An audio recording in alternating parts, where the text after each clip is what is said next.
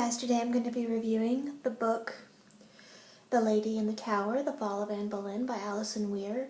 And in her book, Allison Weir tries to understand why Anne Boleyn, who was the second wife of King Henry VIII, was accused of all she was accused of. She was accused of incest, adultery, and witchcraft, and probably a whole bunch of other things. Crazy accusations that were crazy at the time, and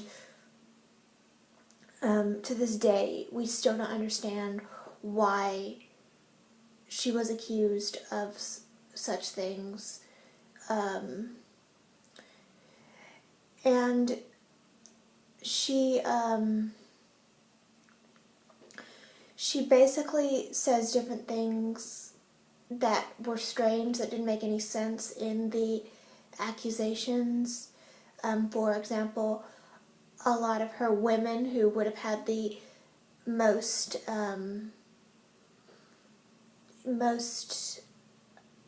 contact with Anne were not questioned as much, and things like that. And it was basically a spur of the moment kind of thing. It was more hastily done than other trials, I guess. So that doesn't make any sense. I thought this was a really interesting book about pretty much the fall of Anne Boleyn. And in this book, Allison Weir paints her in a more sympathetic light, I thought, which was really interesting, because some people, they portray her as this horrible, horrible person.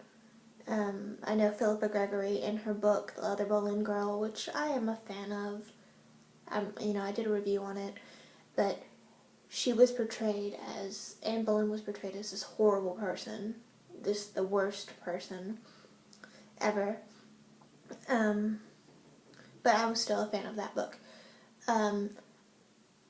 One thing I not necessarily did not like about the book, but one thing, if you're not really a fan of, if you don't really know a lot about this particular time period, I don't believe this is the first book you should pick up, because she mentions people, a lot of different people, and if you're not really familiar with those people that she's mentioning, some of the lesser characters, you might get really lost and be like, who's this? Okay, now who's that? Now who's that? Now who's that? So that is that can be a problem if you're not familiar with this particular time period and some of the particular people that she mentions. But overall, if you're interested and you want to know her opinion on this particular subject matter, I think this is a good book to read. My opinion of, I'm not giving anything away, this is just my opinion of, not this book, the opinion of the book, an opinion of the book, but also of what happened. I really think that King Henry VIII got sick of her, and he fell in love with someone new. He fell in love with Jane Seymour, and I think that he